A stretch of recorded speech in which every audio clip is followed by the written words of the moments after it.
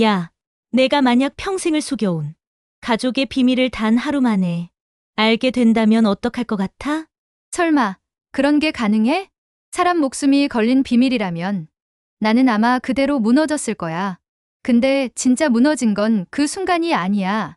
오히려 그 뒤에 드러난 진실이었지. 뭐야, 그게 대체 뭔데? 말도 안 돼. 내가 상상하는 것보다 훨씬 더 끔찍하고 더 눈물나고 그리고 믿을 수 없을 정도로 충격적인 반전이야. 오늘 이야기를 끝까지 듣지 않으면 아마 밤새 잠도 못 잘걸? 오늘 사연 시작하기 전에 무료인 구독과 좋아요 버튼을 눌러주시면 영상 제작에 많은 도움이 됩니다. 감사합니다. 새벽 4시 30분 서울 강남구에 위치한 성모종합병원 7층 내과병동의 복도는 차가운 형광등 불빛만이 흘렀습니다. 정은지는 무거운 발걸음으로 간호사실을 향해 걸었어요. 하얀 간호사복이 그녀의 창백한 피부색과 묘하게 대조를 이루고 있었죠. 25살이라는 나이가 무색할 만큼 지친 어깨, 그리고 눈가에 깊게 패인 다크서클이 그녀의 고단한 일상을 고스란히 말해주고 있었습니다. 은지야, 오늘도 정말 고생 많았어. 12시간 연속 근무라니. 10년차 선배 간호사인 김수진이 건네는 위로의 말에 은지는 억지로나마 미소를 지었어요. 하지만 그 미소 뒤에는 깊은 피로와 절망감이 숨어 있었습니다. 벌써 3년째 이런 생활을 반복하고 있었거든요. 새벽 6시부터 오후 6시까지, 때로는 밤 10시까지 이어지는 연장 근무가 끝없이 돌아오는 쳇바퀴 같은 하루하루였죠. 은지는 간호사 휴게실에서 하얀 간호사복을 벗으며 거울 속 자신을 바라봤습니다. 언제부턴가 거울을 보는 것조차 힘들어졌어요. 한때는 예쁘다는 소리를 자주 들었던 얼굴이 이제는 생기라고는 찾아볼 수 없을 만큼 메말라 보였거든요. 25살 여자로서 가져야 할 꿈이나 희망, 그리고 사랑에 대한 설렘 같은 건 이미 오래전에 포기한 지 오래였습니다. 엄마, 나 이제 퇴근해요. 핸드폰 너머로 들리는 어머니 박영숙의 목소리는 여전히 걱정으로 가득했어요. 은지야, 너무 무리하지 마라. 엄마가 미안해서 정말 어떻게 해야 할지 모르겠다. 은지는 목이 메었지만 괜찮다며 애써 밝은 목소리를 냈습니다. 괜찮아요, 엄마. 난 튼튼해요. 아빠는 어떠세요? 아빠도 요즘 일자리 찾아서 이곳저곳 다니고 계신다. 미안하다, 은지야. 통화를 끊고 나면 또다시 현실의 무게가 어깨를 짓눌렀어요. 3년 전 부모님이 30년간 운영하던 작은 중국집이 코로나 여파로 문을 닫게 되면서 모든 것이 바뀌었죠. 가게 임대료, 직원 월급, 식재료비까지 모든 것이 빚으로 남았고 그 금액은 2억 원에 달했습니다. 은지에게는 천문학적인 숫자였어요. 병원 로비를 지나며 은지는 문득 멈춰 섰습니다. 로비 한쪽 벽면에 걸린 대형 액자 속 결혼식 사진을 보게 된 거예요. 아마도 이 병원에서 만난 의사와 간호사 커플의 결혼 사진인 것 같았죠. 하얀 웨딩드레스를 입고 행복하게 웃고 있는 신부의 모습이 너무나 눈부시게 느껴졌어요. 신랑은 신부를 바라보는 눈빛이 사랑으로 가득했고 주변 사람들도 모두 축복하는 미소를 짓고 있었습니다. 나도 언젠가는 저런 날이 올까 하는 생각이 스쳐 지나갔지만 곧바로 현실로 돌아왔어요. 지금의 은지에게 결혼이나 사랑 같은 건 너무나 먼 이야기였거든요. 데이트할 시간도 돈도 그리고 무엇보다 마음의 여유도 없었으니까요. 남자친구는커녕 친구들과 만날 시간조차 부족한 상황이었어요. 지하철 9호선을 타고 집으로 향하는 길, 은지는 창문에 비친 자신의 모습을 봤습니다. 창백한 얼굴, 힘없이 늘어진 어깨, 그리고 생기 없는 눈빛. 이게 정말 자신인지 의심스러웠어요. 간호대학 4년을 마치며 환자들에게 희망과 위로를 주는 멋진 간호사가 되겠다고 다짐했던 그 당찬 소녀는 어디로 간 걸까요? 졸업사진 속에서 환하게 웃고 있던 자신이 지금은 너무나 먼 과거의 일처럼 느껴졌어요. 노원구 상계동의 작은 원룸에 도착한 은지는 현관문을 열자마자 털썩 바닥에 주저앉았습니다. 12평 남짓한 작은 공간이지만 그나마 이곳이 유일한 안식처였어요. 책상 위에는 각종 고지서들이 산더미처럼 쌓여 있었습니다. 전기요금, 가스요금, 관리비, 그리고 매달 갚아야 하는 대출 이자 고지서까지 빨간 글씨로 최종 독촉이라고 적힌 고지서들이 유독 눈에 띄었어요. 은지는 계산기를 꺼내 이번 달 수입과 지출을 계산해 봤습니다. 기본급 180만 원에 야근 수당 50만 원을 합쳐도 230만 원. 여기서 월세 60만 원, 생활비 40만 원, 부모님께 드리는 용돈 30만 원을 빼면 100만 원. 그런데 매달 갚아야 하는 이자만 120만 원이었어요. 아무리 계산해봐도 답이 나오지 않았죠. 언제까지 이렇게 살아야 하지? 은지는 천장의 곰팡이 얼룩을 바라보며 깊은 한숨을 내쉬었습니다.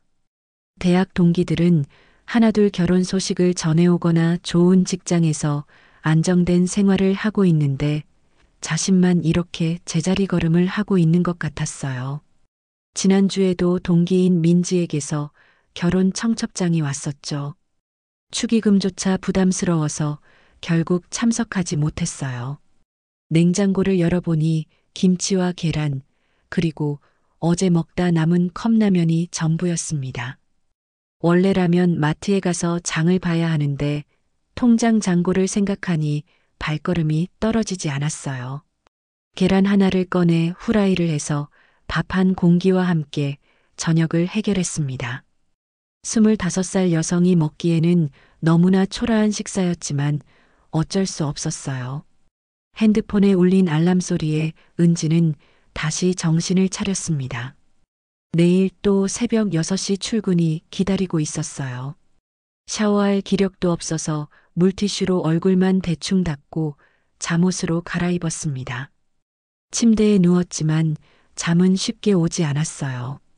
머릿속에는 온통 걱정뿐이었거든요. 이자를 못 갚으면 어떻게 될까? 부모님은 괜찮으실까? 이런 생활이 언제까지 계속될까? 작은 창문 너머로 보이는 별빛을 바라보며 은지는 생각했어요. 나한테도 평범한 사랑이 올 수 있을까? 누군가 나를 있는 그대로 받아줄 사람이 있을까? 하지만 현실은 너무나 냉혹했죠. 빚더미에 앉아 하루하루 버티기도 힘든 상황에서 사랑이라는 사치를 꿈꿀 수 있을까요? 그런 자격이 자신에게 있을까 하는 자괴감마저 들었어요. 시계는 어느새 새벽 2시를 가리키고 있었습니다. 4시간 후면 또다시 병원으로 향해야 했어요. 환자들의 아픔을 돌보면서도 정작 자신의 마음속 상처는 돌볼 여유가 없는 그런 하루하루가 계속될 거였습니다. 은지는 그렇게 또 하루를 버텨냈어요. 내일이면 뭔가 달라질 거라는 희망도 없이 말이죠. 그 다음날 아침 은지는 평소보다 30분 일찍 병원에 도착했습니다. 어젯밤 제대로 잠들지 못해서 일찍 나온 거였어요. 병원 로비는 아직 한산했고 청소부 아저씨들이 바닥을 닦고 있었죠. 은지는 엘리베이터를 타고 7층으로 올라가려다가 문득 12층 VIP 병동 버튼이 눈에 들어왔어요. 평소라면 절대 갈 일이 없는 곳이었죠. 은지 씨, 잠깐만요. 간호부장 최경희가 은지를 불렀습니다. 40대 후반의 차분한 목소리였지만 어딘지 긴장감이 느껴졌어요. 오늘부터 당분간 12층 VIP 병동으로 발령이 났어요. 특별한 환자분이 계셔서 경험 많은 간호사가 필요하다고 하시네요. 은지는 갑작스러운 발령에 당황했지만 고개를 끄덕였어요. 어차피 어디서 일하든 힘든 건 마찬가지였으니까요. 12층에 올라서자 분위기가 완전히 달랐습니다. 7층 일반 병동과는 비교할 수 없을 만큼 럭셔리했어요. 대리석 바닥, 고급스러운 조명, 그리고 조용히 흐르는 클래식 음악까지 마치 호텔 같은 느낌이었죠. 여기가 정말 병원인가? 은지는 속으로 감탄했어요. 정은지 간호사님이시죠? 50대 중반으로 보이는 정장 차림의 남성이 다가왔습니다. 저는 강도윤 환자분의 비서 박철민입니다. 잠시 말씀드릴 게 있어서요. 박 비서는 은지를 한쪽 상담실로 안내했어요. 상담실조차 일반 병실보다 넓고 고급스러웠죠. 강도윤 환자분은 31세 남성으로 현재 매우 특수한 상황에 계십니다. 박 비서의 표정이 심각해졌어요. 도윤 씨는 강남그룹의 유일한 상속자이십니다. 그런데 최근 건강검진에서 좋지 않은 결과가 나왔어요. 의사 선생님 말씀으로는 박 비서는 잠시 말을 멈췄다가 조심스럽게 입을 열었습니다. 시한부 3개월이라고 하시네요. 은지의 가슴이 순간 철렁했어요. 31살이라니 자신보다 겨우 6살 많을 뿐인데 시한부라니. 그래서 특별 간병이 필요한 거군요. 은지가 고개를 끄덕이자 박 비서가 계속 말했습니다. 도윤 씨 아버지인 강철호 회장님께서 직접 은지 씨를 지명하셨어요. 3년간의 근무 기록을 보시고 성실하고 책임감 있는 분이라고 하시더군요. 1201호실 문을 열고 들어서자 은지는 숨을 멈췄어요. 침대에 누워있는 남성의 모습이 너무나 인상적이었거든요. 창백하지만 단정한 얼굴, 깊은 눈빛, 그리고 고급스러운 실크 파자마를 입고 있었죠. 이런 사람이 죽어간다니 믿어지지 않았어요. 안녕하세요. 저는 오늘부터 담당하게 된 정은지 간호사입니다. 은지가 인사하자 강도윤이 천천히 고개를 돌렸어요. 그의 눈빛에는 체념과 슬픔이 담겨 있었죠. 안녕하세요. 목소리는 낮고 차분했지만 어딘지 허전함이 느껴졌어요. 제가 앞으로 도윤 씨의 건강 관리를 도와드릴게요. 불편한 점이 있으시면 언제든 말씀해 주세요. 은지는 평소처럼 밝은 목소리로 말했지만 도윤의 반응은 미지근했어요. 그는 다시 천장을 바라보며 대답했습니다. 고맙습니다. 하지만 별로 할 일은 없을 거예요. 어차피 시간이 얼마 남지 않았으니까요. 그 말에 은지의 마음이 아팠어요. 자신도 힘든 상황이지만 이 사람은 생명의 끝을 앞두고 있었으니까요. 그래도 남은 시간을 편안하게 보내실 수 있도록 최선을 다하겠습니다. 은지의 진심 어린 말에 도윤이 잠시 그녀를 바라봤어요. 그 시선 속에 뭔가 다른 감정이 스쳐 지나갔지만 금세 사라졌죠. 오후 3시경 병실 문이 열리며 60대 후반의 위험 있는 남성이 들어왔습니다. 강철호 회장이었어요. 값비싼 정장에 금태 안경을 쓴 모습이 전형적인 대기업 총수 같았죠. 도윤아, 아빠가 왔다. 하지만 도윤의 반응은 차가웠어요. 왜 오셨어요? 바쁘실 텐데. 아들이 아픈데 아버지가 안 올 수 있나?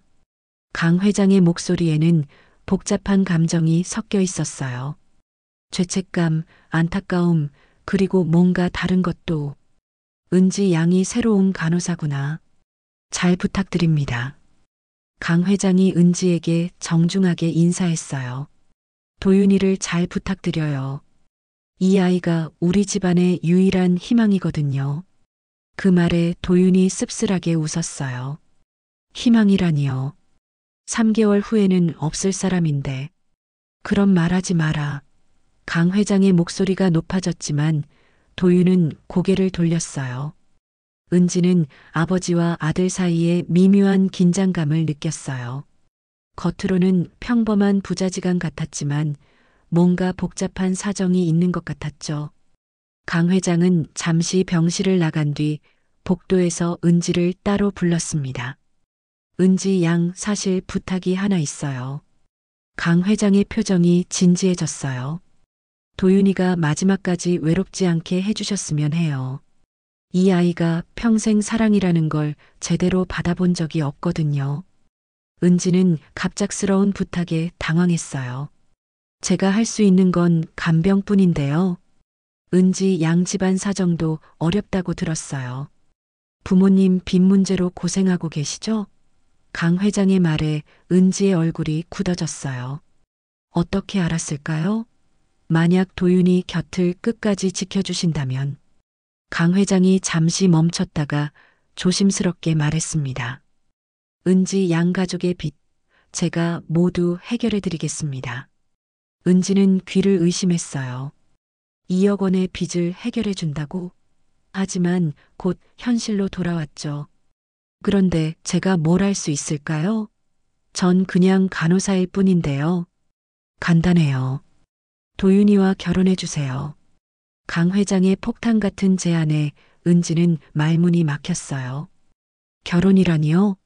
그건 3개월 뿐이에요.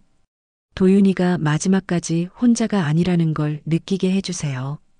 그 대가로 은지양 가족의 빚은 물론 앞으로의 생활비까지 보장해드리겠습니다.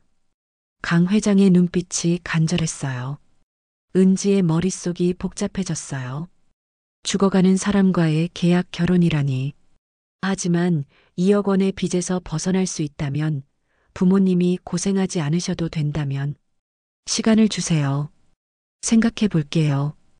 은지는 간신히 대답했어요. 그날 밤 집에 돌아온 은지는 잠들 수가 없었어요. 강 회장의 제안이 계속 머릿속을 맴돌았거든요. 3개월 후에는 홀로 남게 될 결혼, 과연 받아들일 수 있을까요? 하지만 다른 한편으로는 부모님의 얼굴이 떠올랐어요. 더 이상 고생시키고 싶지 않았거든요. 다음 날 아침 은지는 결심을 했어요. 회장님, 제안을 받아들이겠습니다. 강 회장의 얼굴에 안도감이 스쳤어요. 고맙습니다, 은지 양. 후회하지 않게 해드릴게요. 하지만 은지는 이미 후회하기 시작했어요. 과연 올바른 선택이었을까요? 결혼 제안을 받아들인 지 일주일 후, 은지는 강남의 유명한 웨딩샵에 서 있었습니다. 라베니르 웨딩이라는 간판이 화려하게 빛나고 있었어요. 평생 와볼 수 없을 거라고 생각했던 고급 웨딩샵이었죠. 하지만 지금 이 순간이 전혀 행복하지 않았어요. 이건 사랑해서 하는 결혼이 아니라 계약이었으니까요. 은지 양, 어서 오세요. 웨딩샵 실장인 김미영이 환하게 웃으며 맞아주었어요. 강 회장님께서 미리 연락 주셔서 준비해뒀습니다. 최고급 드레스들로만 골라놨어요. 진열된 웨딩 드레스들은 정말 아름다웠어요. 진주와 레이스로 장식된 드레스, 긴 트레인이 우아한 드레스, 심플하면서도 고급스러운 드레스까지. 이 드레스 어떠세요? 김 실장이 추천한 드레스는 순백색 실크에 수백 개의 진주가 박힌 고급 드레스였어요. 가격표를 보니 3천만 원이라고 적혀 있었죠. 은지의 3년치 월급에 해당하는 금액이었어요. 예쁘긴 한데 은지는 말끝을 흐렸어요. 아무리 예쁜 드레스를 입어도 마음이 무거웠거든요. 피팅룸에서 드레스를 입어보니 거울 속 자신이 낯설었어요. 마치 다른 사람 같았죠. 하얀 드레스가 은지의 창백한 피부를 더욱 하얗게 만들었고 평소보다 더 초라해 보였어요. 정말 이 사람과 결혼하는 게 맞나? 거울 속 자신에게 물어봤지만 답은 나오지 않았어요. 신부님, 정말 아름다우세요. 김 실장이 감탄했지만 은지는 억지로 미소만 지었어요. 감사해요. 이 드레스로 할게요. 선택이라기보다는 체념에 가까웠죠. 어차피 뭘 입든 3개월 후에는 끝날 결혼이었으니까요. 결혼식 당일 서울 강남구 포시즌스 호텔 그랜드 볼룸은 화려한 꽃장식으로 가득했습니다. 백합과 장미로 장식된 버질로드, 수백 개의 촛불이 켜진 샹들리에, 그리고 300명이 넘는 하객들. 모든 것이 완벽했지만 은지의 마음만은 공허했어요. 은지야, 정말 괜찮은 거야? 신부 대기실에서 어머니 박영숙이 걱정스러운 목소리로 물었어요. 갑자기 결혼한다고 하니까 엄마가 얼마나 놀랐는지 알아? 은지는 엄마에게 사실을 말할 수 없었어요. 시한부 남자와의 계약 결혼이라니 어떻게 말할 수 있겠어요. 괜찮아요, 엄마. 도윤 씨 좋은 사람이에요. 거짓말이었지만 어쩔 수 없었어요. 정말 사랑해서 결혼하는 거지? 아버지 정용구도 의심스러운 눈빛으로 물었어요. 네, 정말 사랑해요. 또 다른 거짓말이었죠. 부모님을 안심시키기 위한 거짓말이었어요. 메이크업 아티스트가 은지의 화장을 마무리했어요. 하지만 아무리 예쁘게 화장을 해도 표정만은 어쩔 수 없었죠. 신부님, 좀 더 밝은 표정을 지어보세요. 결혼식인데 너무 심각하시네요. 메이크업 아티스트의 말에 은지는 억지로 미소를 지었어요. 한편 신랑 대기실에서는 강도윤이 휠체어에 앉아 정장을 입고 있었어요. 검은색 턱시도가 그의 창백한 얼굴을 더욱 부각시켰죠. 도윤아, 정말 이렇게 해도 되는 거야? 절친한 친구 이준호가 걱정스럽게 물었어요. 괜찮아. 어차피 3개월뿐이야. 도윤의 목소리는 담담했지만 어딘지 쓸쓸했어요. 하지만 은지 씨는 어떨까? 갑자기 홀로 남게 되는데. 준호의 말에 도윤이 잠시 표정을 찡그렸어요. 그건 처음부터 약속된 거야. 아버지가 모든 걸 해결해 주신다고 했으니까. 하지만 마음 한구석이 불편한 건 사실이었어요. 결혼식이 시작되자 하객들 사이에서 수군거림이 들렸어요. 저 신랑 왜 저래? 너무 아파 보이는데. 간호사랑 재벌 아들이 결혼한다니 뭔가 이상하지 않아? 돈 냄새가 나는 결혼 같은데. 은지는 그런 시선들을 느끼며 버질로드를 걸었어요.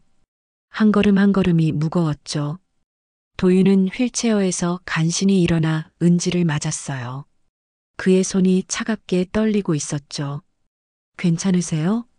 은지가 작게 물었지만 도윤은 고개만 끄덕였어요. 주례사가 시작되자 하객들의 웅성거림이 조금 잠잠해졌어요. 사랑하는 두 사람이 오늘 부부의 연을 맺게 되었습니다.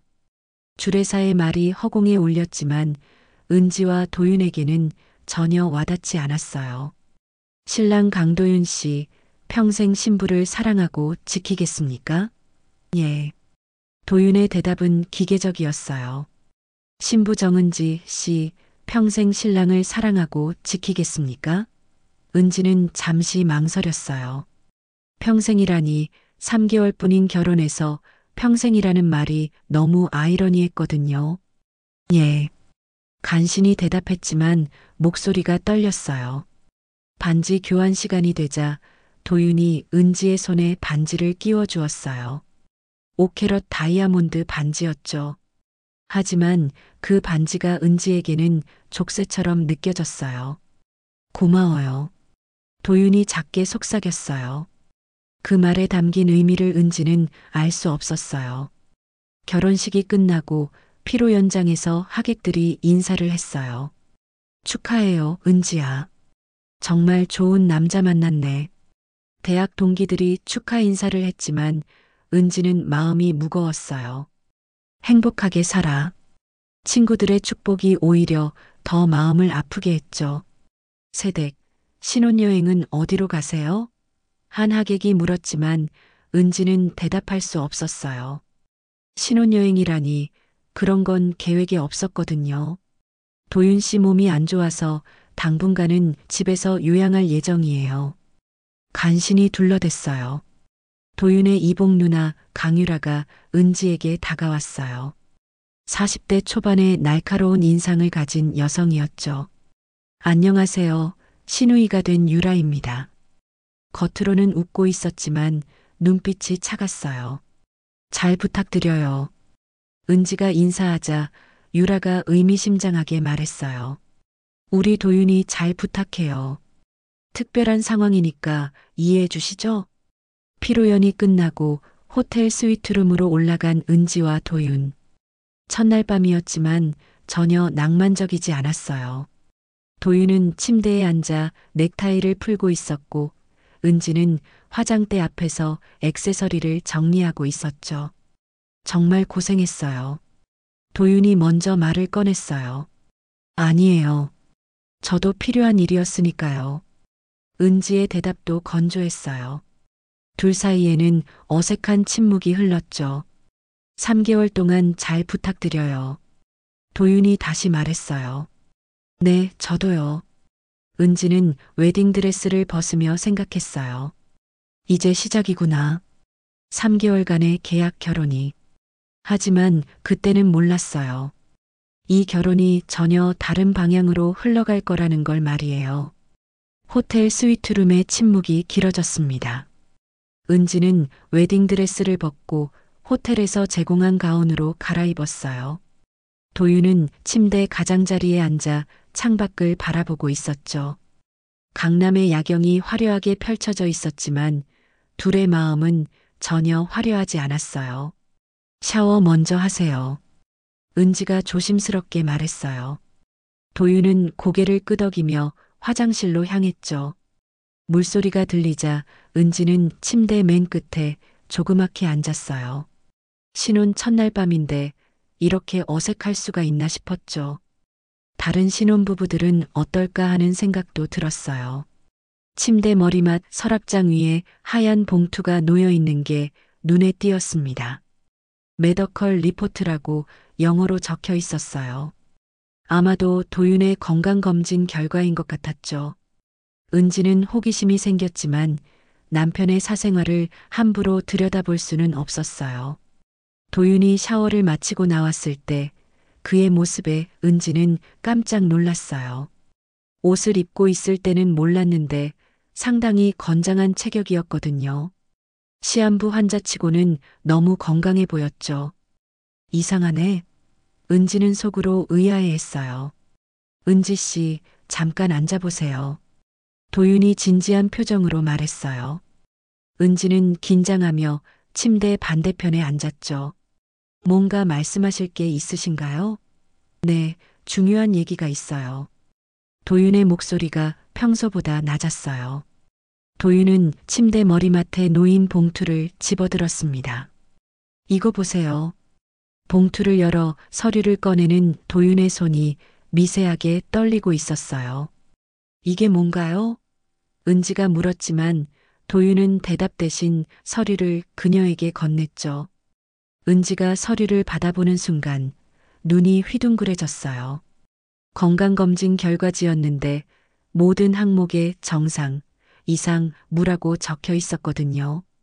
혈압, 혈당, 간 기능, 신장 기능, 심장 검사까지 모든 게 완벽하게 정상이었어요.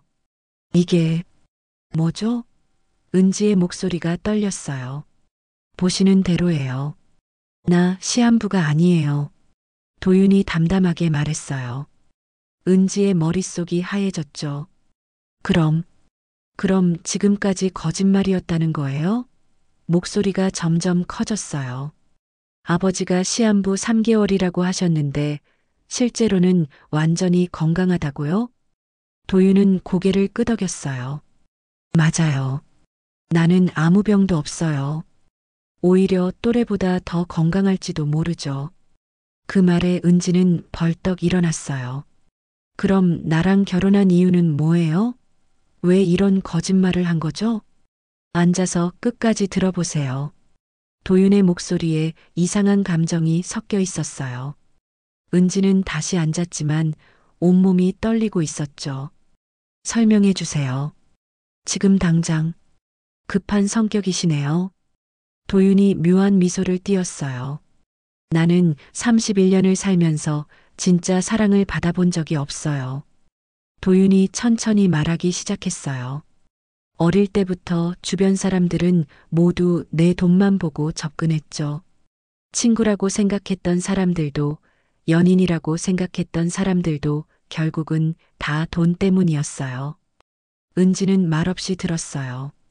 그의 목소리에 담긴 외로움이 느껴졌거든요. 그래서 궁금했어요. 과연 누군가 나를 있는 그대로 사랑할 수 있을까? 돈이 아니라 진짜 나라는 사람을 봐줄 수 있을까 하고 말이에요. 그래서 거짓말을 한 거예요? 시한부라고 속인 거예요? 은지의 목소리가 차가워졌어요. 맞아요. 시한부 환자라면 돈을 노린 게 아니라는 걸 확실히 할 수 있잖아요. 3개월 후에는 아무것도 남지 않을 테니까요. 은지는 어이가 없었어요. 그럼 지금까지 저를 실험 대상으로 본 거네요? 제 진심을 시험해 본 거고요? 그렇게 말하면 할 말이 없네요. 도윤이 고개를 숙였어요. 하지만 은지 씨도 처음부터 사랑해서 결혼한 건 아니잖아요. 돈 때문이었죠. 그 말에 은지는 할 말을 잃었어요. 사실이었거든요. 처음에는 정말 빚 때문에 결혼을 결심했으니까요. 하지만 그래도 이렇게 속이는 건 너무하잖아요. 저는 정말로 죽어가는 사람을 돌본다고 생각했는데 미안해요. 도윤의 사과가 진심으로 들렸어요. 하지만 이제라도 알게 된 거잖아요. 우리 둘 다 처음부터 순수한 마음은 아니었어요. 은지는 복잡한 심정이었어요. 화가 나면서도 한편으로는 이해가 되는 부분도 있었거든요. 그럼 이제 어떻게 하죠? 은지가 물었어요. 계약은 3개월이었는데 시한부가 아니라면 그 조건도 달라지는 거 아니에요? 도윤이 잠시 생각하더니 말했어요. 그건 은지 씨가 결정하세요. 지금 당장 헤어져도 아버지가 약속한 건 다 지켜드릴게요. 은지는 망설였어요. 당장 나가버리고 싶은 마음도 있었지만 한편으로는 궁금했거든요. 이 사람의 진짜 모습이 어떤 건지 말이에요. 3개월은 너무 짧네요. 은지가 중얼거렸어요. 뭐라고요? 아니에요. 혼잣말이었어요. 그럼 계속 같이 살 건가요? 도윤이 조심스럽게 물었어요. 일단은요. 하지만 조건이 있어요. 은지가 단호하게 말했어요. 뭐든 말씀하세요. 다시는 거짓말하지 마세요. 그리고 서로에 대해서 솔직하게 얘기해요. 도윤이 고개를 끄덕였어요. 좋아요. 그런데 은지 씨는 왜 계속하기로 한 거예요? 화가 났을 텐데. 은지는 잠시 생각했어요. 정말 왜일까요? 저도 잘 모르겠어요. 그냥 궁금해서요. 뭐가요? 진짜 도윤 씨가 어떤 사람인지요. 지금까지는 시한부 환자 도윤 씨만 봤으니까요. 이제 건강한 도윤 씨를 보고 싶어요. 그 말에 도윤의 표정이 밝아졌어요. 그럼 내일부터 진짜 결혼 생활을 시작해 볼까요? 네, 하지만 천천히요. 아직 서로 모르는 게 너무 많으니까요. 은지가 미소를 지었어요. 처음으로 자연스러운 미소였죠. 고마워요, 은지 씨. 기회를 줘서. 저도 새로운 시작이에요. 그날 밤 둘은 각자 침대 양쪽 끝에서 잤어요. 하지만 이상하게 마음이 편안했죠. 거짓말이 밝혀졌지만 오히려 더 솔직해진 기분이었어요. 은지는 잠들기 전에 생각했어요. 과연 이 사람의 진심을 볼 수 있을까? 도윤도 비슷한 생각을 하고 있었죠. 은지 씨가 진짜 나를 사랑할 수 있을까? 첫날 밤의 충격적인 고백이 끝나고 둘의 진짜 이야기가 시작되려 하고 있었어요. 하지만 아직 모르는 게 있었죠. 이들의 결혼에는 더 큰 비밀과 시련이 기다리고 있다는 걸 말이에요. 결혼식 다음 날부터 은지와 도윤은 강남구 청담동에 위치한 도윤의 펜트하우스에서 신혼생활을 시작했습니다. 200평이 넘는 넓은 공간, 한강이 내려다 보이는 전망, 그리고 호텔 같은 인테리어. 은지에게는 꿈만 같은 공간이었지만 여전히 어색함이 가시지 않았어요. 출근 안 하세요? 아침 식사를 준비하며 은지가 물었어요. 도윤은 거실 소파에 앉아 신문을 보고 있었죠. 당분간 재택근무예요. 신혼이니까 아버지가 배려해 주신 거죠. 그의 대답이 자연스러웠지만 은지는 뭔가 이상함을 느꼈어요. 어제까지 시한부 환자였던 사람이 갑자기 회사 일을 한다니. 그런데 정말 아무 일도 안 하셔도 되는 거예요? 상속자라고 하셨는데. 은지의 질문에 도윤이 잠시 신문을 내렸어요. 회사 일은 대부분 전문 경영진이 하고 나는 중요한 결정만 내리면 돼요. 그래서 시간이 많죠. 하지만 그의 눈빛이 어딘지 불안해 보였어요. 오후 2시경 집 앞에 검은색 벤츠가 섰습니다. 차에서 내린 사람은 강유라였어요. 도윤의 이복 누나로 어제 결혼식에서 차가운 시선으로 은지를 바라보던 그 여성이었죠. 도윤아, 누나가 왔어. 목소리는 다정했지만 표정은 그렇지 않았어요. 누나, 왜 갑자기 오셨어요? 도윤이 현관에서 맞으며 당황스러워했어요. 신혼부부 안부 확인하러 왔지. 은지 씨도 인사해요. 유라의 시선이 은지에게 향했어요. 날카롭고 차가운 눈빛이었죠. 거실에 앉아 차를 마시는 유라의 모습은 마치 이 집 주인인 것처럼 당당했어요. 은지 씨, 어떠세요? 갑자기 이런 큰 집에 살게 되니까? 질문 속에 가시가 돋쳐 있었어요. 감사하게 생각하고 있어요. 은지가 조심스럽게 대답했어요. 그런데 참 신기하네요. 간호사가 우리 집 며느리가 되다니. 유라가 찻잔을 내려놓으며 말했어요. 도윤아, 너 정말 괜찮은 거야? 갑작스럽게 결혼하더니 이상하지 않아? 도윤의 얼굴이 굳었어요. 누나, 그만하세요. 은지는 내가 선택한 사람이에요. 도윤이 단호하게 말했지만 유라는 멈추지 않았어요. 선택이라니. 아버지가 정해준 거 아니야? 은지 씨 집안 사정 때문에 말이야. 그 말에 은지의 얼굴이 빨갛게 달아올랐어요. 뭐라고요? 은지가 벌떡 일어섰어요. 제 집안 사정을 어떻게 아세요? 유라가 비웃듯 말했어요. 우리 집안 며느리가 될 사람 조사 안 해볼까? 부모님 2억 원 빚 다 알고 있어요. 은지는 말문이 막혔어요. 그래서 더 궁금하네요. 정말 도윤이를 사랑해서 결혼한 건가요? 아니면 돈 때문인가요? 유라의 직설적인 질문에 은지는 대답할 수 없었어요. 사실이었거든요. 처음에는 정말 돈 때문에 시작한 결혼이었으니까. 누나, 그만하세요. 도윤이 화를 냈지만 유라는 계속했어요. 나는 우리 집안을 지켜야 할 의무가 있어. 어디서 온지도 모르는 사람이 들어와서 재산을 노리는 걸 가만히 볼 수는 없거든요. 저는 그런 사람이 아니에요. 은지가 소리쳤어요. 그럼 증명해봐요. 지금 당장 도윤이랑 헤어져요. 진짜 사랑한다면 그 사람 돈 없어도 상관없겠죠? 유라의 도발에 은지는 할 말을 잃었어요.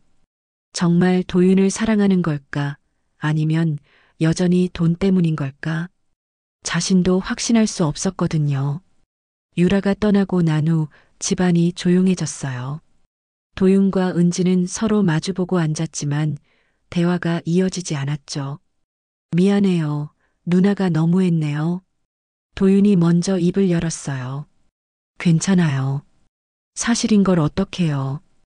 은지의 목소리가 풀이 죽어 있었어요. 다음 날 아침 인터넷 뉴스에 충격적인 기사가 올라왔습니다. 강남그룹 상속자 깜짝 결혼, 신부는 평범한 간호사.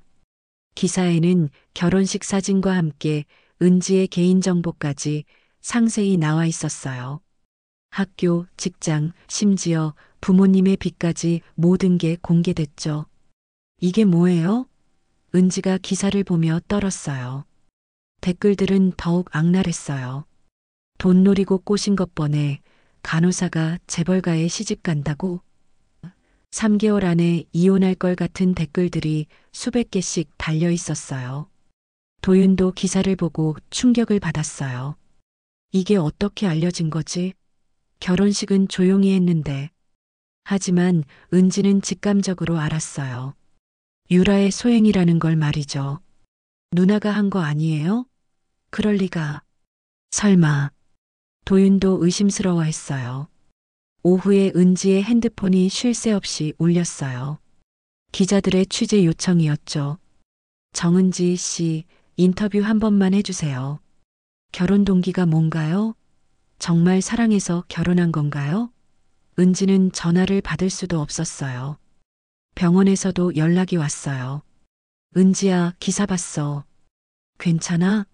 선배 간호사의 목소리가 걱정스러웠어요. 네, 괜찮아요. 하지만 괜찮지 않았어요. 병원 동료들의 시선이 느껴졌거든요. 은지 저렇게 큰 집에 시집 갔네. 부럽다 하는 소리들이 들려왔어요. 그날 저녁 유라가 다시 찾아왔어요. 이번에는 더 당당한 모습이었죠. 기사 봤죠? 이제 온 세상이 알았어요. 은지 씨가 돈 때문에 결혼했다는 걸 말이야. 유라의 말에 은지는 확신했어요. 정말 그녀가 기자들에게 정보를 흘린 거였어요. 왜 이렇게 하세요? 저한테 무슨 잘못이 있나요? 은지가 따졌어요. 잘못이라니, 우리 집안에 들어온 게 잘못이지. 도윤이는 순진해서 모르겠지만 나는 당신 같은 사람 많이 봤거든요. 유라의 눈빛이 차가웠어요. 그리고 이건 시작일 뿐이야. 당신이 자진해서 나가지 않으면 더 힘들어질 거예요. 유라가 협박하듯 말했어요. 언론도 내 편이고 집안 어른들도 내 편이야. 당신 혼자서 어떻게 버틸 수 있을 것 같아? 도윤이 끼어들었어요. 누나, 그만하세요. 왜 이렇게까지 하는 거예요? 너를 지키려는 거야, 도윤아. 저런 여자한테 속으면 안 돼. 유라가 단호하게 말했어요.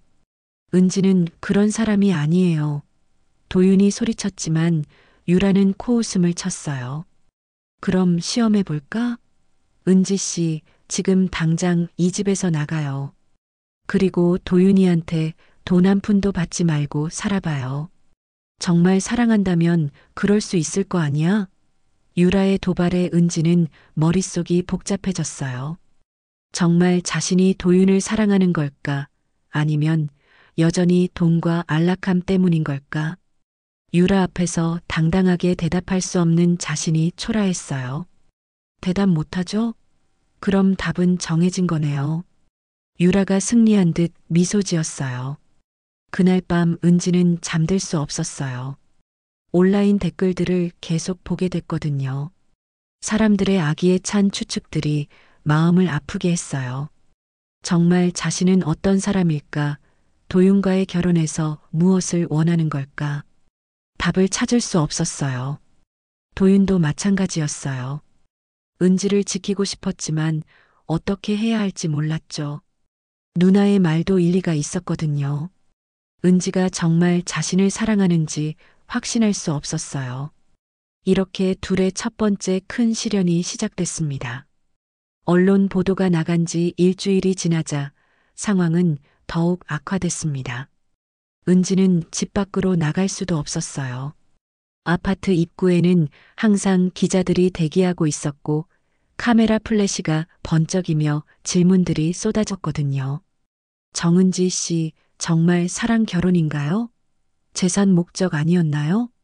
은지는 선글라스와 마스크로 얼굴을 가리고 다녔지만 소용없었어요.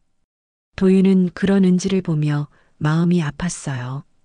자신 때문에 이런 고통을 받고 있다는 죄책감이 들었거든요. 미안해요, 은지 씨. 내가 제대로 보호하지 못해서. 하지만 은지는 고개를 저었어요. 괜찮아요. 제가 각오하고 시작한 일이니까요. 그날 오후 도윤이 갑자기 진지한 표정으로 말했어요. 은지 씨, 얘기할 게 있어요. 내 과거에 대해서요. 은지는 소파에 앉아 그를 바라봤어요. 어떤 얘기요? 왜 내가 사랑을 믿지 못하게 됐는지, 왜 이런 극단적인 방법을 택했는지 말이에요. 도윤이 창밖을 바라보며 천천히 입을 열었어요. 나는 어릴 때부터 사랑이 뭔지 몰랐어요. 어머니는 내가 5살 때 돌아가셨고 아버지는 사업에만 몰두하셨거든요. 유라 누나도 새엄마 자식이라 나와는 거리감이 있었죠. 그럼 어린 시절이 외로우셨겠네요. 은지가 조심스럽게 말했어요. 외로웠죠. 하지만 그것보다 더 힘든 건 사람들의 시선이었어요. 초등학교 때부터 친구들이 나한테 접근하는 이유가 뻔했거든요. 용돈도 많고 좋은 걸 갖고 있으니까. 도윤의 목소리에 쓸쓸함이 배어 있었어요. 중학교 때 처음으로 진짜 친구라고 생각한 아이가 있었어요. 김민수라는 친구였는데 다른 아이들과 달리 내 돈에 관심 없어 보였거든요. 그런데 나중에 알고 보니 그 친구 아버지가 우리 회사 하청업체 사장이었어요. 설마. 은지가 입을 가렸어요. 네, 맞아요. 그 친구도 결국 아버지 사업을 위해 나한테 접근한 거였어요. 그 사실을 알았을 때 정말 충격이었죠. 14살이었는데 세상에 대한 믿음이 완전히 무너졌어요. 은지는 어린 도윤의 마음을 상상해 보니 가슴이 아팠어요. 그 뒤로는 어떻게 지내셨어요? 벽을 쌓기 시작했죠. 누구도 믿지 않고 누구에게도 진심을 보이지 않았어요. 고등학교, 대학교 때도 마찬가지였어요. 모든 관계가 거래 같았거든요. 대학교 때 사귄 여자친구도 있었어요. 김소희라는 여학생이었는데 정말 예쁘고 똑똑했죠. 2년 동안 사귀면서 처음으로 진짜 사랑인 줄 알았어요. 도윤이 잠시 말을 멈췄어요. 그런데 졸업할 때쯤 우연히 알게 됐죠. 소희가 다른 남자와 바람을 피우고 있었다는 걸. 정말요? 은지가 놀랐어요. 그것도 내 절친이라고 생각했던 친구와 말이에요. 그 친구는 소희에게 말했다더군요. 도윤이는 돈만 있지 재미없는 놈이라고. 소희도 맞장구 쳤고요. 그래도 결혼하면 평생 편하게 살 수 있잖아라고. 도윤의 목소리가 떨렸어요. 그 대화를 우연히 들었을 때 정말 죽고 싶었어요. 22살이었는데 인생이 무의미하게 느껴졌거든요. 그때부터 완전히 마음을 닫았어요. 사람들이 내게 접근하는 이유는 항상 돈이구나. 진짜 나를 사랑해줄 사람은 세상에 없구나 하고 생각했죠. 은지는 도윤의 과거를 들으며 그의 행동을 이해하게 됐어요. 왜 그렇게 극단적인 방법으로 사랑을 시험하려 했는지 말이에요. 그래서 저한테도 그런 시험을 한 거군요. 맞아요. 시한부라고 속이면 적어도 돈 때문은 아니라는 걸 확신할 수 있을 거라고 생각했어요. 하지만 결국 저도 처음에는 돈 때문에 결혼을 결심했잖아요. 은지가 솔직하게 말했어요. 그렇죠. 그래서 더 복잡한 거예요. 은지 씨도 처음엔 돈 때문이었지만 지금은 어떤지 모르겠어요. 진심인지 아닌지. 둘은 잠시 침묵했어요. 서로의 마음을 알 수 없는 상황이었죠. 도윤 씨, 저도 솔직히 말할게요. 은지가 용기를 냈어요. 처음에는 정말 빚 때문이었어요. 하지만 지금은 달라요. 도윤 씨를 보면서 느끼는 감정들이 있거든요. 어떤 감정이요? 도윤이 조심스럽게 물었어요. 안쓰럽고 보호해주고 싶고 그런 마음이요. 처음에는 환자를 돌보는 마음이었는데 지금은 그냥 한 사람으로서 따뜻하게 대하고 싶어요. 도윤의 눈빛이 흔들렸어요. 정말요? 네, 정말이에요. 물론 아직 사랑이라고 확신할 수는 없어요. 하지만 적어도 돈만을 위한 관계는 아니에요. 은지의 말에 도윤이 안도의 한숨을 내쉬었어요. 그럼 우리 조금 더 시간을 가져볼까요? 서로를 알아가는 시간을 말이에요. 도윤의 제안에 은지가 고개를 끄덕였어요. 좋아요. 하지만 조건이 있어요. 뭐든지요. 유라 씨 문제를 해결해 주세요. 계속 이런 식으로 공격당하면 못 견딜 것 같아요. 도윤이 단호하게 말했어요. 누나한테 확실히 말할게요. 더 이상 은지 씨를 괴롭히면 안 된다고. 감사해요.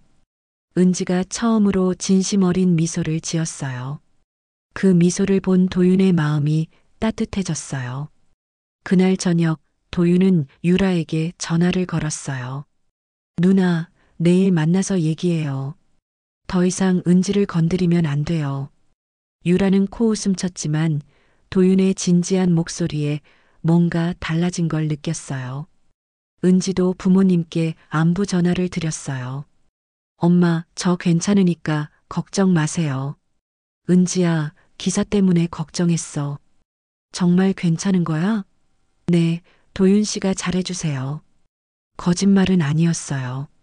도윤이 자신을 지키려고 노력하는 걸 느꼈거든요. 그날 밤 둘은 처음으로 편안하게 대화했어요. 서로의 과거, 상처, 그리고 앞으로의 희망에 대해서 말이에요. 아직 사랑이라고 할 수는 없었지만 적어도 서로를 이해하려는 마음이 생겼어요. 그리고 그것이 진짜 관계의 시작이었죠. 다음 날 오전, 도윤은 유라와 만나기 위해 강남그룹 본사로 향했습니다. 63층 회장실 앞 응접실에서 유라가 기다리고 있었어요. 평소보다 더 날카로운 표정이었죠. 도윤아, 왔구나. 앉아. 유라의 목소리는 차가웠어요. 누나, 더 이상 은지를 괴롭히지 마세요. 도윤이 바로 본론을 꺼냈어요. 괴롭힌다니, 나는 그냥 사실을 말한 것뿐이야. 그 여자가 돈 때문에 결혼한 거 맞잖아. 유라가 팔짱을 끼며 말했어요. 처음에는 그랬을지도 모르죠. 하지만 지금은 달라요. 도윤의 목소리에 확신이 담겨 있었어요. 달라? 겨우 몇 주 만에? 도윤아, 너 정말 순진하구나. 유라가 비웃었어요. 그 여자가 연기하는 거야. 돈 때문에 결혼한 주제에 무슨 진심이겠어. 누나는 왜 이렇게까지 하는 거예요? 은지가 누나한테 뭘 잘못했나요? 도윤이 따졌어요. 유라의 표정이 순간 일그러졌어요. 내가 왜 이러는지 정말 모르겠어? 우리 아버지가 얼마나 고생해서 이 회사 키웠는데 어디서 온지도 모르는 여자가 와서 다 차지하려고 해. 은지는 그런 사람이 아니에요. 도윤이 소리쳤어요. 그럼 증명해봐. 지금 당장 그 여자한테 재산 포기각서 쓰라고 해봐. 정말 사랑한다면 할 수 있을 거 아냐? 유라의 도발에 도윤은 말문이 막혔어요. 한편 집에 혼자 있던 은지에게 예상치 못한 방문객이 찾아왔습니다. 강철호 회장이었어요. 은지 양 갑자기 찾아와서 미안하네. 잠시 얘기 좀 할까? 회장의 표정이 심각했어요. 네, 회장님. 어서 들어오세요. 은지가 안내했지만 마음이 불안했어요. 무슨 일로 찾아온 걸까요? 차 한 잔 드릴까요? 됐네. 오래 걸리지 않을 테니까. 회장이 거실 소파에 앉으며 말했어요. 은지 양, 솔직히 말하겠네. 자네와 도윤의 결혼이 언론에 알려지면서 회사에 큰 타격이 왔어. 회장의 말에 은지의 가슴이 철렁했어요. 주주들이 불안해하고 있고 이사회에서도 문제를 제기하고 있네. 그게 제 잘못인가요? 은지가 조심스럽게 물었어요. 잘못이라기보다는 예상치 못한 상황이지. 자네 집안 사정까지 알려지면서 주주들이 강남그룹이 복지 사업 하나라고 비아냥거리고 있어. 회장이 잠시 멈췄다가 계속 말했어요. 그래서 부탁이 있네. 당분간 도윤이와 떨어져 있어주면 안 될까? 시간이 지나면 여론도 가라앉을 테니까. 은지는 그 말의 의미를 정확히 알았어요. 헤어지라는 뜻이었죠.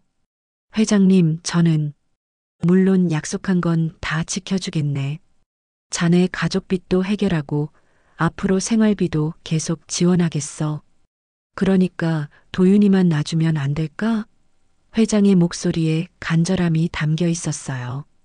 그때 현관문이 열리며 도윤이 들어왔어요. 아버지, 왜 여기 계세요? 도윤아, 잘 됐네. 너도 함께 들어봐. 회장이 도윤을 불렀어요. 무슨 얘기를 하신 거예요? 도윤이 의심스러워 했어요. 회사 상황이 좋지 않아. 너희 결혼 때문에 주가가 계속 떨어지고 있어. 회장이 설명했어요. 그래서 당분간 은지 양과 떨어져 지내는 게 어떨까 싶어서. 무슨 소리예요? 그런 이유로 헤어지라고요? 도윤이 화를 냈어요. 도윤아, 현실을 봐야 해. 회사가 무너지면 우리 가족 모두가 힘들어져. 아버지, 그럼 처음에 왜 결혼하라고 하신 거예요? 은지한테 가족비까지 해결해 준다고 하셨잖아요. 도윤의 목소리가 높아졌어요. 은지는 두 부자의 대화를 들으며 복잡한 심정이었어요. 정말 자신 때문에 회사가 어려워지고 있는 걸까요? 회장님, 제가 물러나겠습니다. 은지가 갑자기 말했어요. 은지 씨, 도윤이 놀랐어요. 처음부터 계약이었잖아요. 상황이 바뀐 만큼 계약 조건도 바뀌는 게 맞죠? 은지의 목소리는 담담했지만 마음은 아팠어요. 하지만 약속하신 건 꼭 지켜주세요. 제 가족만은 보호해주세요. 은지 양 고맙네. 현명한 판단이야. 회장이 안도했지만 도윤은 달랐어요. 안 돼요. 나는 은지와 헤어질 수 없어요. 도윤아, 정신 차려. 회사가 우선이야. 회사보다 은지가 더 중요해요. 도윤의 고백에 은지가 깜짝 놀랐어요.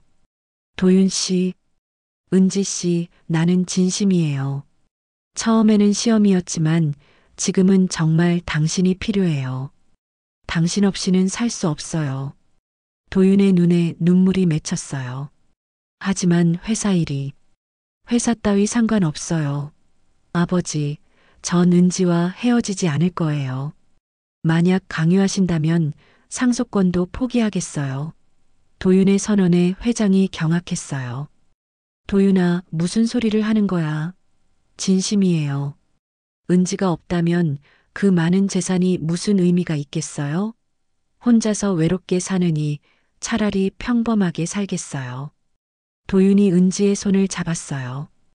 은지는 도윤의 진심을 느꼈어요. 자신을 위해 모든 걸 포기하겠다는 그의 마음이 전해졌거든요. 도윤 씨, 정말 괜찮은 거예요? 후회하지 않을 거예요? 후회할 리 없어요. 은지 씨가 내 인생에서 가장 소중한 사람이에요.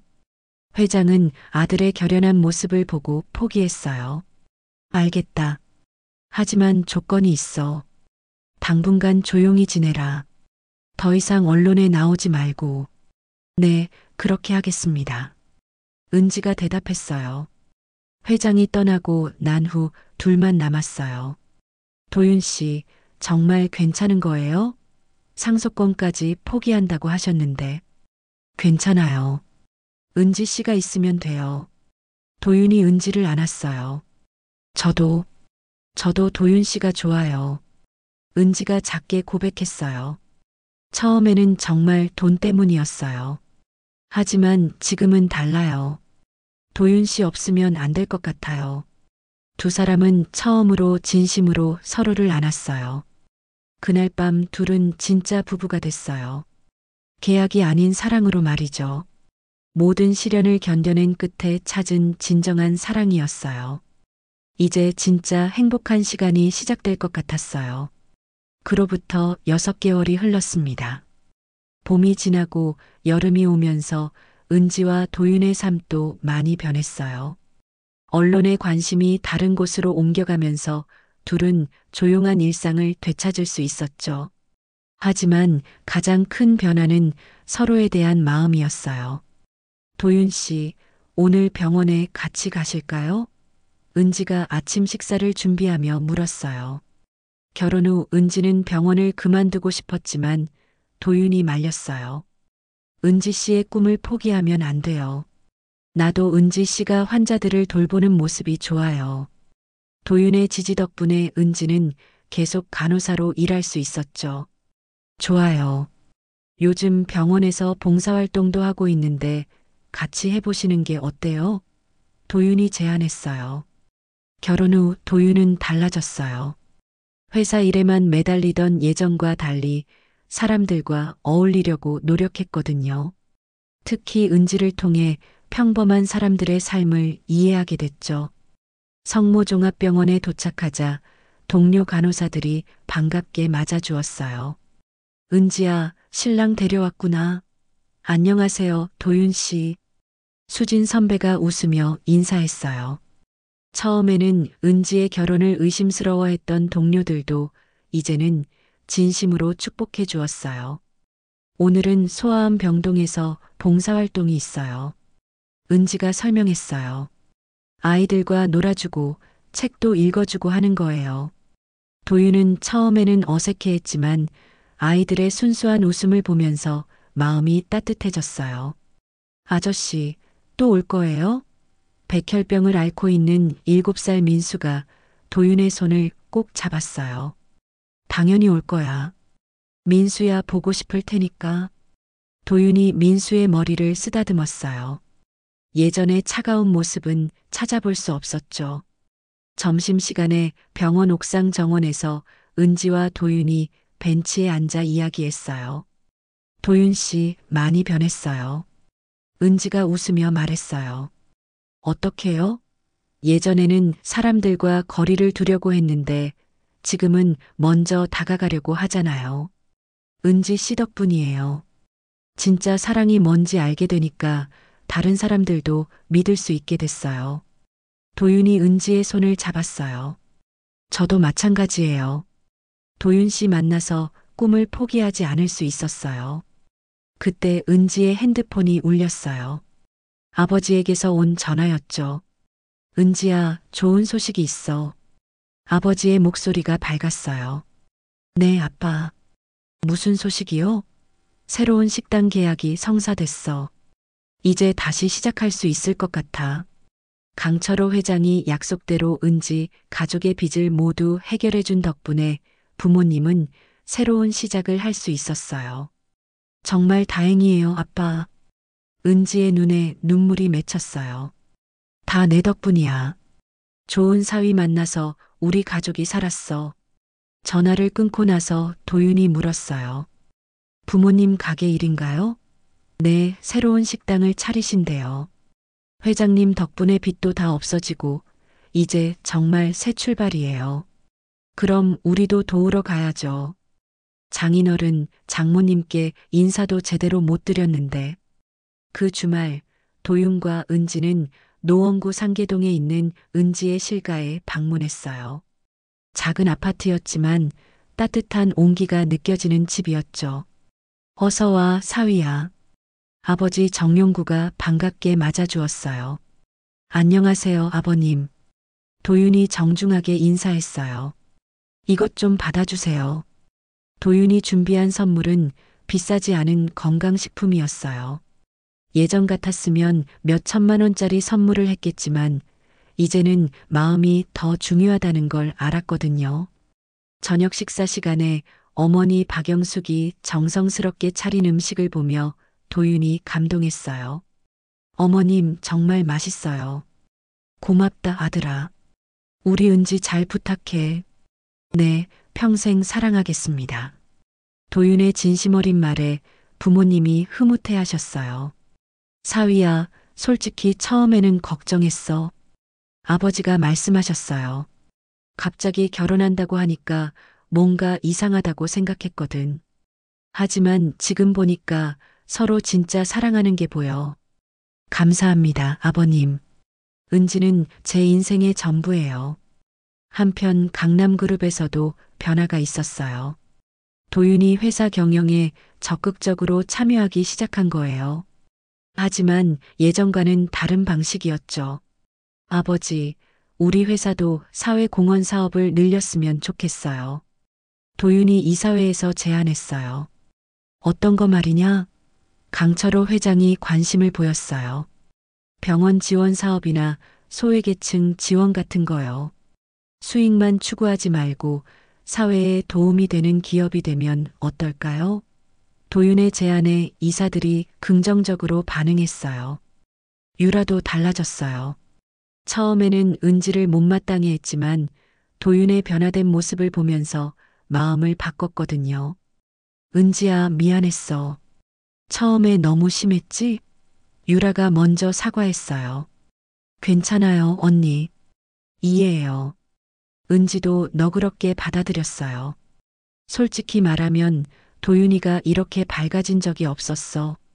다 내 덕분인 것 같아. 유라가 인정했어요. 저도 도윤 씨 덕분에 많이 배웠어요. 꿈을 포기하지 않는 법을 말이에요. 이제 두 사람은 진짜 가족이 된 기분이었어요. 1년 후 은지와 도윤은 강남구에 작은 복지센터를 열었어요. 은지는 간호사로서 의료 서비스를 제공하고 도윤은 운영을 맡았죠. 우리가 받은 사랑을 다른 사람들과 나누고 싶어요. 은지의 말에 도윤도 동의했어요. 복지센터 개소식 날 많은 사람들이 축하해 주러 왔어요. 은지의 부모님, 병원 동료들, 그리고 강철호 회장과 유라까지. 정말 자랑스럽다, 아들아. 회장이 도윤의 어깨를 두드렸어요. 아버지 덕분입니다. 사랑하는 법을 배웠으니까요. 그날 저녁 복지센터 옥상에서 은지와 도윤이 도시의 야경을 바라보며 이야기했어요. 1년 전을 생각하면 꿈만 같아요. 은지가 말했어요. 그때는 정말 절망적이었는데 지금은 이렇게 행복하다니. 나도 마찬가지예요. 혼자서 외롭게 살 줄 알았는데 이렇게 많은 사람들과 함께 할 수 있게 됐어요. 도윤이 은지를 안았어요. 모든 게 은지 씨 덕분이에요. 아니에요. 우리가 함께 만든 거예요. 은지 씨 사랑해요. 저도 사랑해요, 도윤 씨. 두 사람의 사랑은 이제 더 이상 계약이나 조건이 아니었어요. 서로의 상처를 안아주고 꿈을 지지해주는 진정한 사랑이었죠. 카메라는 천천히 복지센터에서 멀어지며 강남의 거리를 지나 노원구 상계동으로 향했어요. 은지의 부모님이 새로 연 작은 국밥집에서 손님들과 웃으며 이야기하는 모습이 보였죠. 따뜻한 국밥처럼 정겨운 풍경이었어요. 그리고 다시 병원으로 돌아와 소아암 병동에서 아이들과 놀고 있는 은지와 도윤의 모습으로 마무리됐어요. 희로애락 끝에 찾은 진정한 사랑, 그리고 그 사랑으로 세상을 따뜻하게 만들어가는 두 사람의 이야기였습니다. 결국 사랑은 조건도 계약도 아니었어요. 서로의 상처를 안아주고 함께 성장해가는 것이 진짜 사랑이었죠. 은지와 도윤은 그 사랑을 통해 자신들뿐만 아니라 주변 사람들에게도 희망을 주는 부부가 되었습니다. 오늘 이야기 어떠셨나요? 작은 공감이 큰 응원이 됩니다. 구독과 좋아요 부탁드립니다. 알림 설정과 댓글로 여러분의 의견을 보내주시면 큰 힘이 됩니다. 더 많은 이야기로 다시 찾아오겠습니다. 끝까지 시청하여 주셔서 감사합니다.